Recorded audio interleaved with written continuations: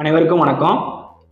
நான் doctor Brayton, Madurai Vadamalayan மருத்துவமனையில் நுரையீரல் மற்றும் சுவாச நோய் சிறப்பு மருத்துவராக பணிபுரிஞ்சுக்கிட்டு இருக்கேன்.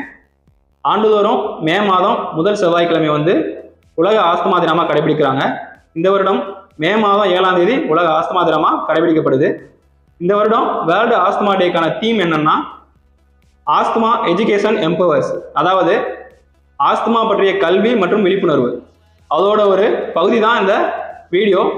இந்த வீடியோவில் நம்ம என்ன பார்க்க போறோம்னா, ஆஸ்துமானா என்ன, அது யார் யாருக்கெல்லாம் வரலாம், அதோட நோய் அறிகுறிகள் என்ன, காரணிகள் என்ன, அதை எப்படி கண்டுபிடிக்கலாம், அதோட சிகிச்சை முறைகள் மற்றும் தடுப்பு முறைகளை பார்க்க போறோம். ஆஸ்துமாங்கிறது ஒவ்வாமைனால நம்மளோட மூச்சு பாதையில் ஏற்படுற ஒருவித பாதிப்பு தான் ஆஸ்துமான்னு சொல்றாங்க. இது சிறியவர்கள் முதல் பெரியவர்கள் வரை யாரை வேணாலும் பாதிக்கலாம்.